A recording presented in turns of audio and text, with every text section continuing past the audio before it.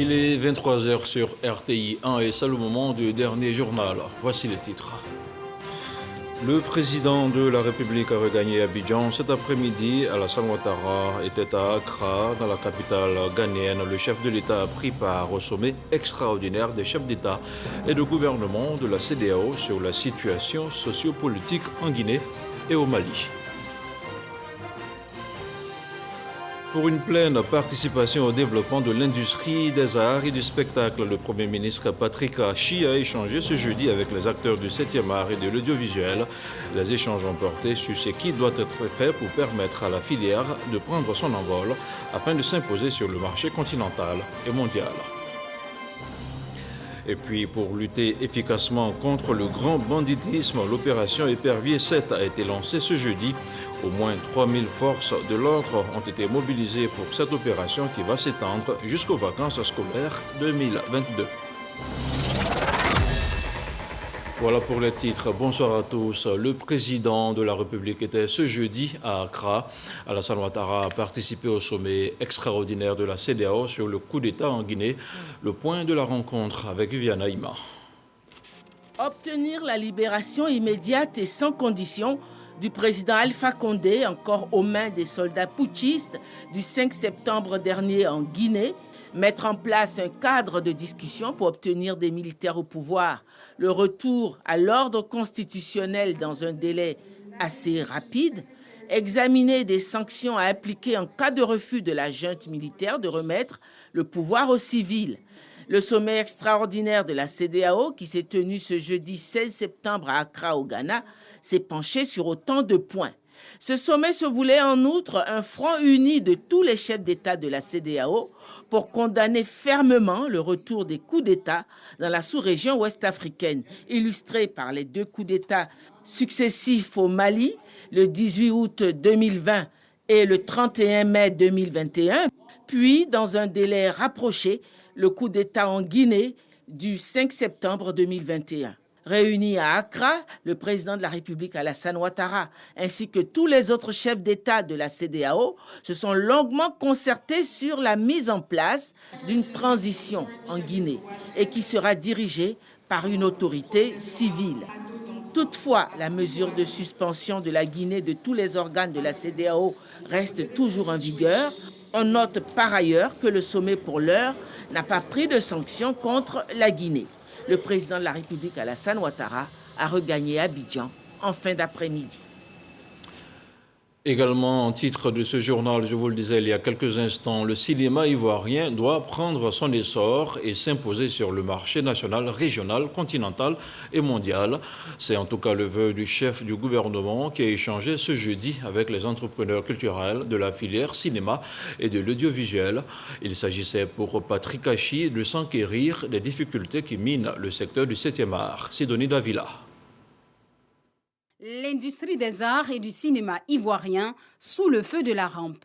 Parce que ce secteur mérite qu'on lui accorde une place de choix, dira le Premier ministre, le gouvernement a décidé de l'accompagner. Le secteur privé est d'une importance capitale pour tout gouvernement et pour tout État.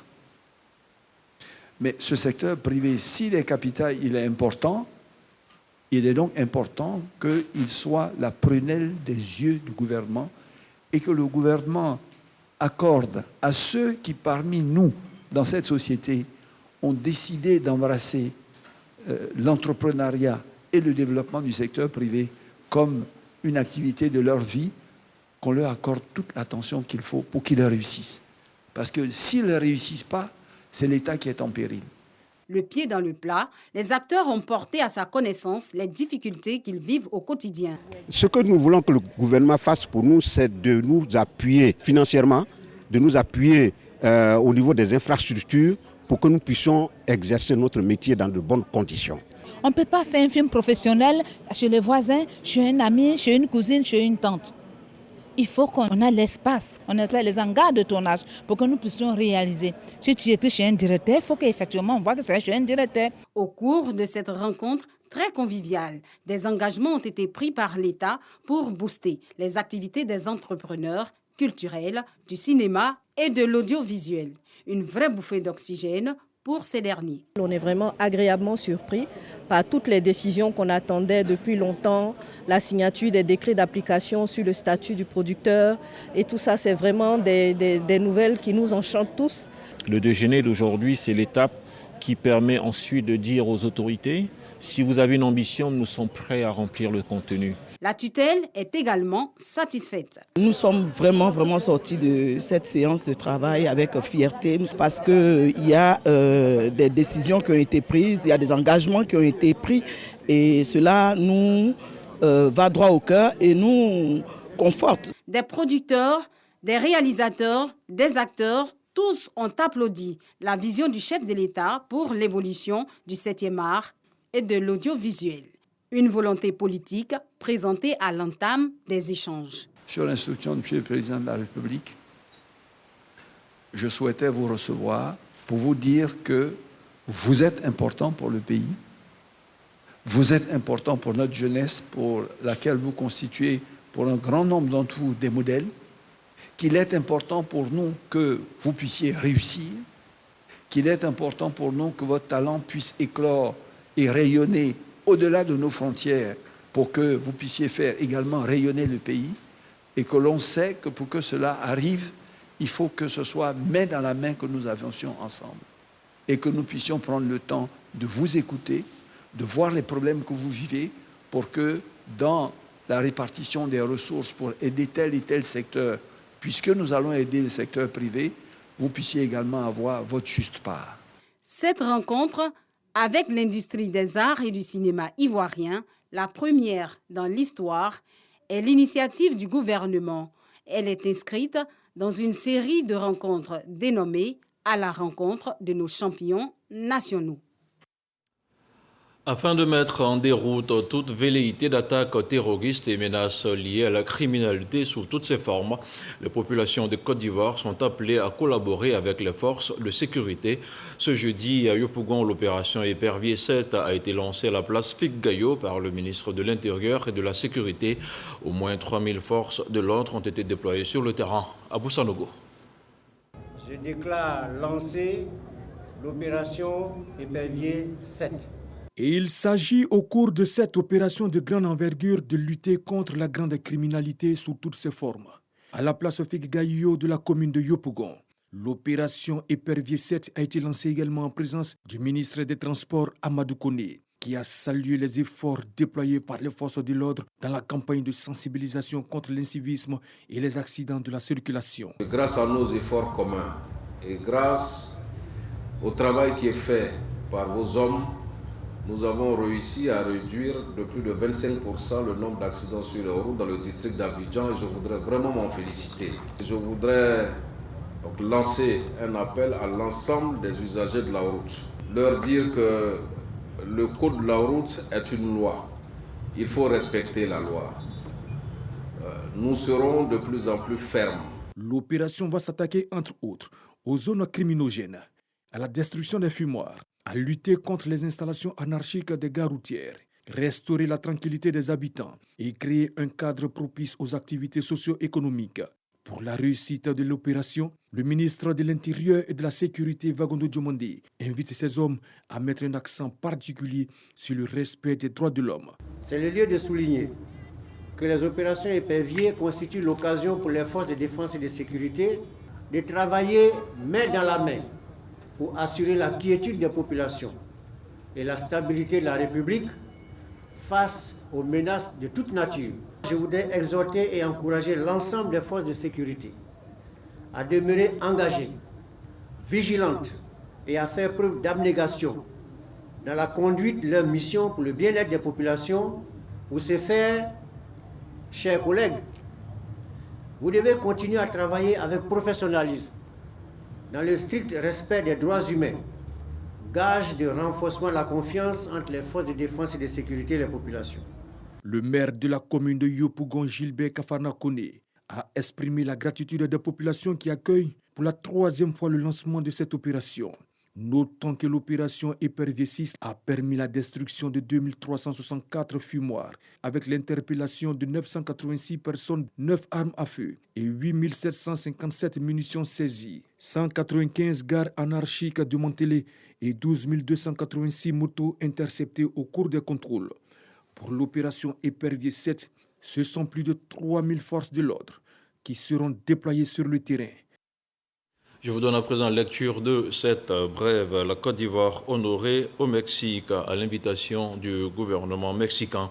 Un détachement des forces armées ivoiriennes constitué d'élèves officiers de l'école des forces armées de Zambacro, conduit par le colonel Jean-Christophe Mouot, commandant de cette école, a participé ce jeudi 16 septembre à Mexico au défilé civil et militaire dans le cadre de la célébration du bicentenaire de l'indépendance du Mexique. Outre la Côte d'Ivoire, 12 pays invités par le Mexique ont également participé à ce défilé. Il s'agit du Maroc, de l'Algérie, de la Grande-Bretagne, de la France, de l'Italie, du Bangladesh, du Venezuela, de l'Argentine, de la Colombie, de Belize, du Honduras et du Pérou. Il convient de relever que le général de brigade Traoré Zana Ahmed, commandant des écoles et des centres de formation militaire, a représenté le ministre d'État, ministre de la Défense aux cérémonies commémoratives de ce bicentenaire. L'invitation du gouvernement mexicain est une marque d'honneur, d'amitié et d'estime du président et du peuple mexicain à l'égard de son Excellence M. Alassane Ouattara, président de la République et du peuple ivoirien.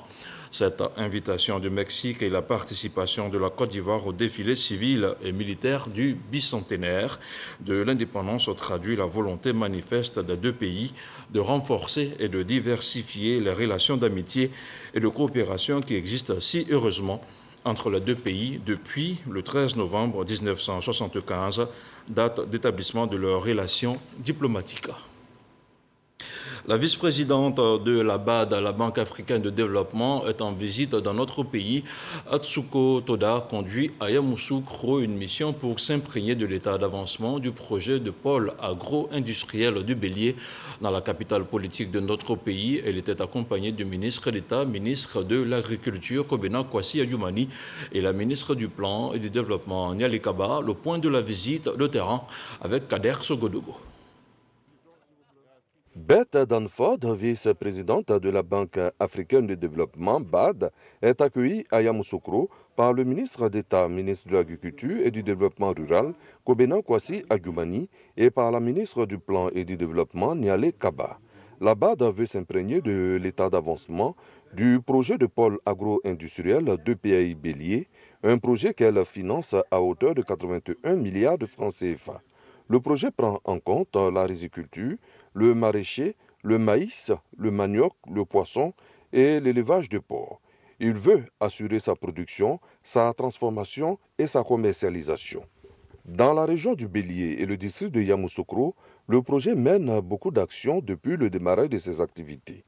Électrification, adduction en eau potable, écoles, centres de santé, etc. Une visite de terrain avec la zone industrielle de Yamoussoukro et un périmètre rizicole. Le ministre d'État Kobena Kwasi Adjoumani, en 2 minutes, maîtrise la machine et peut procéder ainsi à une première récolte. Des moyens modernes pour le bonheur des agriculteurs de cette zone, le gouvernement est au travail. Si ces jeunes-là sont vraiment conditionnés comme il se doit pour travailler la terre, il n'y a pas de raison qu'ils aillent ailleurs. Et ça, c'est la vision du président de la République, son Excellence M. Alassane Ouattara, qui veut que nous retenions les jeunes dans les villages. Et une fois qu'ils y sont, qu'ils ont la possibilité de trouver leurs besoins quotidiens, mais ils sont heureux et ils n'ont plus besoin d'aller vers les villes ou bien même d'aller à l'exode. Il s'agit d'aménager des périmètres à la fois pour recevoir et les producteurs et les transformateurs. Donc c'est des zones de production intégrées des produits agricoles. Le Bélier est un projet pilote d'un grand projet qui devrait donc se dupliquer 9 fois en Côte d'Ivoire. Donc le succès de ce projet est important. La Banque africaine de développement, BAD, satisfaite de cette mission de terrain. Oui, nous sommes effectivement venus nous enquérir de l'état d'avancement. Effectivement, le projet tire à sa fin, mais nous avons quand même encore de grandes activités à réaliser dans ce projet. Et nous sommes toujours, la banque est toujours aux côtés des États, de la Côte d'Ivoire. Et si la Côte d'Ivoire en faisait la demande, nous serions prêts à examiner effectivement d'autres opportunités d'investir dans le secteur. Prévu pour durer 5 années, Le projet de pôle agro-industriel de la région du Bélier s'achève officiellement en 2022. Un nouveau financement et des années supplémentaires sont ainsi possibles. Et on parle maintenant de coopération. Le ministre libérien des Affaires étrangères a été reçu mardi dernier par le ministre ivoirien des Mines, du Pétrole et de l'Énergie, dit Maxwell Sa Denaya, est venu solliciter de la Côte d'Ivoire un approvisionnement en produits pétroliers. Plus de détails avec Cheikh Koné. L'ambition de la Côte d'Ivoire d'être le hub pétrolier énergétique de la sous-région ouest africaine est en marche. Le pays va approvisionner le Libéria en essence, en gasoil et en bitume. C'est ce qui ressort de cette première rencontre entre le ministre ivoirien des Mines, du Pétrole et de l'Énergie et celui des Affaires étrangères du Libéria.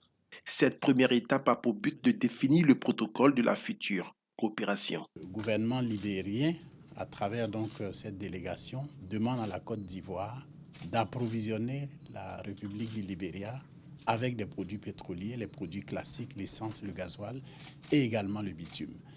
Donc nous avons exprimé notre satisfaction dans la mesure où la raffinerie, la CIR, Société ivoirienne de raffinage, et la Société multinationale du bitume sont deux raffineries qui fonctionnent à merveille en Côte d'Ivoire. Les deux raffineries sont au plein de leur forme, elles fonctionnent très bien. Donc nous avons accueilli favorablement cette demande de la République du Libéria et nous leur avons dit que nous sommes en mesure de répondre à cette demande et de leur fournir des produits raffinés provenant donc de la CIR et de la SMB. Après cette rencontre institutionnelle, la phase opérationnelle sera discutée dans les prochains jours entre les opérateurs des deux pays. La production de pétrole qui a enregistré en 2019 une augmentation de 12% pour atteindre plus de 36 000 barils par jour en Côte d'Ivoire provient de puits de forage se trouvant essentiellement offshore près de la frontière avec le Ghana. Le pays dispose de 51 champs identifiés dont 4 en production, 26 en exploration et 21 encore libres ou en négociation. On ouvre la page santé et on s'intéresse maintenant au point de la situation de la Covid-19 au 16 septembre.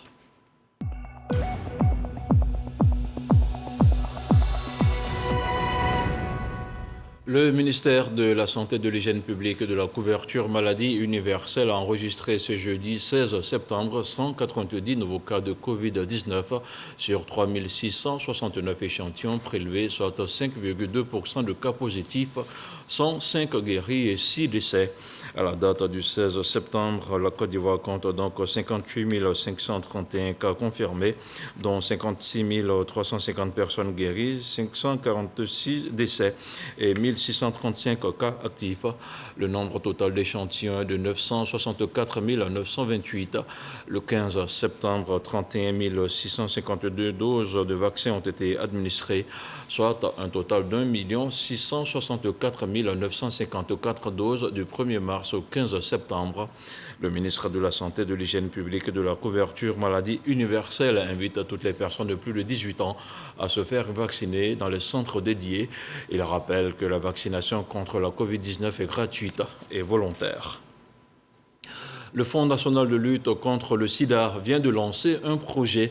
Il est intitulé « Le timbre de la solidarité ». Il a pour objectif d'inciter les structures étatiques et les collectivités à s'engager dans la lutte contre la pandémie. Au moins 3 millions de francs CFA ont été mobilisés par le comité sectoriel VIH-Sida du ministère des Sports. Le compte-rendu de Jeanne Toubé. Ces hommes et ces femmes ont tous souscrit au projet Timbre de la solidarité contre le sida. Pour un timbre acheté, ils reçoivent un tableau, expression de leur engagement à soutenir la lutte contre cette pandémie. Quelqu'un qui est atteint par le VIH-Sida ou une personne vulnérable par cause du VIH-Sida doit avoir notre soutien. Et c'est cet élan-là que nous avons exprimé en prenant un timbre. Les timbres vont de 100 francs à 1 million, 1,5 million. Il y a eu en tout 22 personnes qui ont contribué, minimum 100 000. Et donc nous pensons que c'est une bonne affaire pour nous. Le projet Timbre de la solidarité contre le sida est une initiative du FNLS, Fonds national de lutte contre le sida. Il est porté par le comité sectoriel de lutte contre le VIH-Sida en écho à l'appel à solidarité lancé par cette structure sous tutelle du ministère de la Santé et de la couverture maladie universelle. C'est l'engagement et puis c'est la contribution. Chacun donne selon son cœur, chacun donne selon ses possibilités. Quand nous mobilisons des ressources avec un ministère, nous attendons que ce ministère-là élabore par exemple un plan d'action et qu'on puisse piocher à l'intérieur les activités qui vont avec les besoins nationaux pour les financer. 3 300 000 francs CFA ont été collectés au cours de cette opération, la première d'une série annoncée. Le ministère de la Promotion des Sports et de l'Économie sportive marque son entière adhésion au projet Timbre de la solidarité contre le sida. Ricardo Lopez Aranga-Jagou fait ses adieux à la Côte d'Ivoire. Après 3 ans de représentation, l'ambassadeur de l'Espagne est en fin de mission dans notre pays. Il aura contribué au renforcement des liens bilatéraux entre son pays et le nôtre. Avant son départ, il a été reçu en audience ce jeudi par Alcide Djedje, le ministre délégué chargé de l'intégration africaine. Ils recevront bientôt une allocation mensuelle de 250 000 francs CFA. Les journalistes seniors à la retraite ont été reçus ce jeudi par le ministre de la Communication, des Médias et de la Francophonie. Réunis au sein du Cénacle des journalistes, il s'agit pour Amadou Koulibaly d'aider certains d'entre eux à sortir de la précarité et de l'indigence. Franck Audio. Jean-Baptiste Akou, Geoffroy Baye, Léviniamke, Issa Sangareyereso, Zio Moussa, Emmanuel Kofi et bien d'autres noms portés il y a quelques années par leurs plumes et leur voix échangent avec le ministre de la Communication. Ces anciennes têtes fortes des médias réunies au sein d'une plateforme, le Cénacle des journalistes. Quand le ministre nous a associés à sa prise de fonction, à sa prise de contact avec les différentes associations, nous avons proposé un mémorandum sur la manière dont nous voyons les problèmes du secteur des médias et de la communication et proposer un peu quelques pistes de solutions pour y faire face. Et à la suite de cela, il a bien voulu nous rencontrer. L'ambition ce jour pour la tutelle est de mettre à contribution le Cénacle des journalistes seniors dont le bureau exécutif a déjà une idée claire de son action. Et pour aller plus loin, pour voir de façon plus précise comment nous pourrions apporter notre contribution auprès des jeunes, aussi bien en termes d'encadrement, en termes de partage d'expérience, nous y tenons beaucoup, aussi bien dans les rédactions que dans des écoles de formation et en direction du public. Fort de cela, j'ai décidé donc le Cénacle pouvait être un organe consultatif du ministère afin de permettre donc de mieux encadrer leurs jeunes frères. Et au ministre Amadou Koulibaly de repréciser le rôle des seniors dans le développement de la presse actuelle. Transition numérique, contenu et ligne éditoriale sont les sujets abordés et en point d'orgue, le soutien de la tutelle exprimé par l'octroi d'une rente viagère. Les conditions de départ à la retraite font parfois peut-être qu'ils peuvent être en difficulté. Il a décidé d'instituer ce fonds mensuel de 250 000 francs CFA pour certains bénéficiaires en difficulté. Je pense que nous accueillons cela avec beaucoup de satisfaction. Mais cela se fait de façon, je dirais, collégiale avec eux. Et nous leur avons demandé de travailler entre eux en toute transparence sur les bénéficiaires donc, de cet appui social que le ministère pourrait leur apporter. Une rente viagère qui, selon l'autorité de tutelle, entre en vigueur dès la fin de ce mois. Notons que le Cénacle des journalistes seniors a été porté sur les fonds baptismaux le 24 octobre 2020. Éducation à présent. Dans la commune d'Atekoubé, le quartier Cité-Fermont est désormais son collège moderne. Il est baptisé Paulin Claude Danhaut. Il a été inauguré ce jeudi en présence de plusieurs membres du gouvernement et d'ambassadeurs accrédités en Côte d'Ivoire. Retour sur la coupure de ruban avec Grace Kondo. Le nom du premier magistrat de la commune d'Atekoubé désormais immortalisé. Un établissement secondaire à lui dédié. Il s'agit du collège moderne Danhaut Paulin Claude, situé à la cité Fermont. Il a été bâti sur 3000 m², composé entre autres de 2 bâtiments, 16 salles de classe et 6 bureaux. À chaque fois, il faut traverser, aller derrière l'eau jusqu'à Bobo-Doumé pour le collège. C'est une grande joie pour nous, les mamans, les parents, que nos enfants soient tout près de leur école. Vraiment, j'en félicite monsieur le maire pour ce qu'il a fait. Le collège moderne Danhaut Paulin Claude a coûté 400 millions de francs CFA et s'inscrit dans le cadre du projet à impact rapide. Cet ouvrage vient à point nommé parce qu'il va soulager les parents, il va soulager les élèves et il va aider le conseil municipal à lutter efficacement contre l'échec scolaire. Une initiative saluée par la ministre de l'Éducation nationale et de l'alphabétisation. Selon Marie Toukoné, cette infrastructure vient renforcer le dispositif scolaire déjà existant. Moment également mis à profit pour s'adresser au corps enseignant. Votre engagement personnel déterminera le type de citoyen qui sortira de cette école afin de servir toute la Côte d'Ivoire. En tant qu'acteur, direct ou indirect, et partenaire de l'école ivoirienne, nous devons œuvrer ensemble pour atteindre l'objectif d'une école de qualité, inclusive, d'équité, de mérite et dans la transparence. Le député maire Paulin Claude Danho annonce d'autres chantiers. La construction d'infrastructures socio-éducatives, de salles polyvalentes multimédia et une bibliothèque au sein de l'établissement. On parle maintenant de développement. Le ministre-gouverneur du district autonome du Bas-Sassandra était ce jeudi dans la région de la Nawa. Philippe Légré est allé se présenter aux populations de la Nawa. Au cœur de la rencontre, la feuille de route du gouvernorat du district autonome du Bas-Sassandra. Le compte-rendu de Sam Conan. Pour la deuxième étape de sa tournée de prise de contact et d'information, le ministre-gouverneur du district autonome du Bas-Sassandra est à Soubré, capitale de la région de la Nawa. Philippe Légré a eu une rencontre avec le corps préfectoral, les élus et cadres, la chefferie traditionnelle de la région. Objectif, se présenter en tant que ministre-gouverneur et expliquer les missions du district autonome.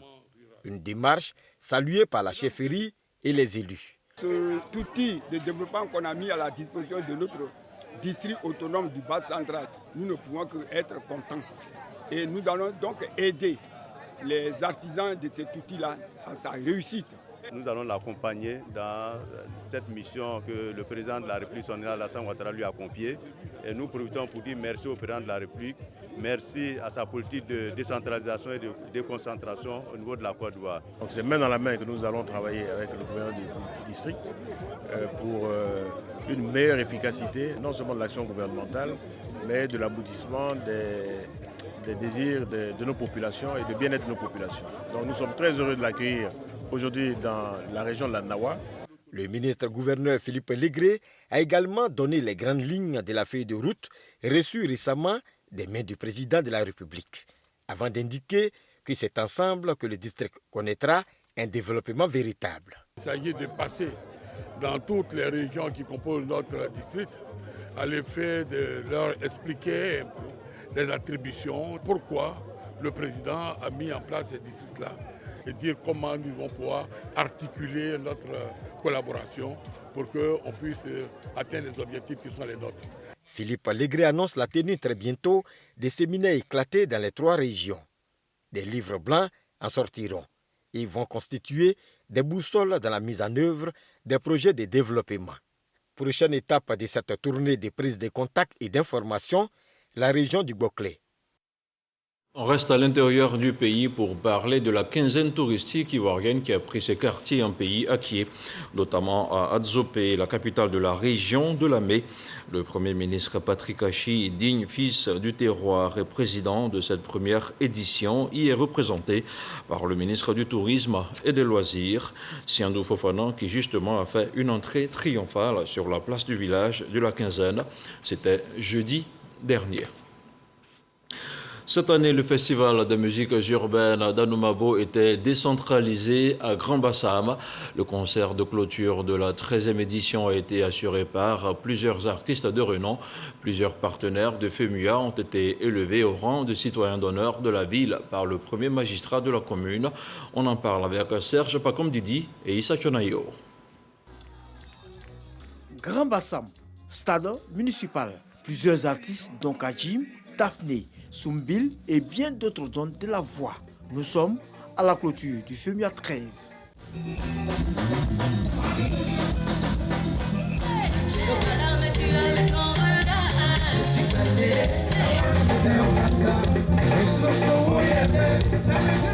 Le public, qui n'en demandait pas mieux, chante et danse avec les différentes vedettes de la soirée.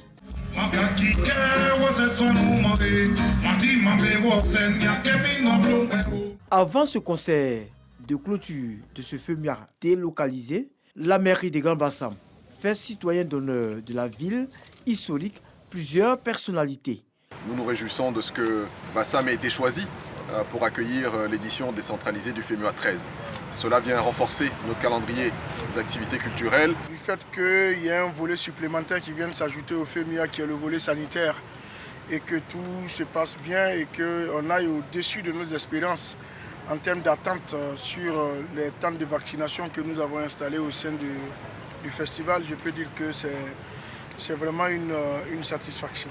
J'étais impressionné de voir des artistes marocains qui chantent en arabe, Afrique du Sud en anglais, Mala Rodriguez de l'Espagne qui chante en espagnol.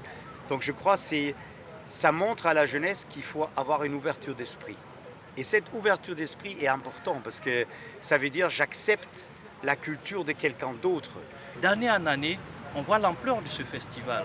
On voit comment ce festival, parti d'Anoumambo, s'est localisé désormais, toujours, je dirais, à Anoumambo, à l'INGS, avec des infrastructures adaptées. La ministre Arlette Badou Nguessan Kwame profite de l'occasion pour afficher sa détermination pour l'industrialisation de la culture en Côte d'Ivoire.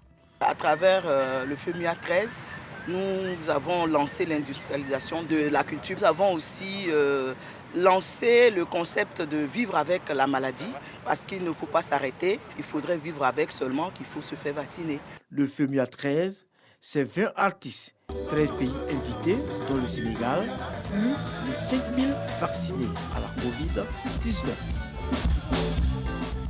Et c'est ici que l'on s'arrête pour ce soir. Ce journal est terminé. Merci de l'avoir suivi et bonne suite de soirée à tous. Bonsoir et que la paix soit chez vous.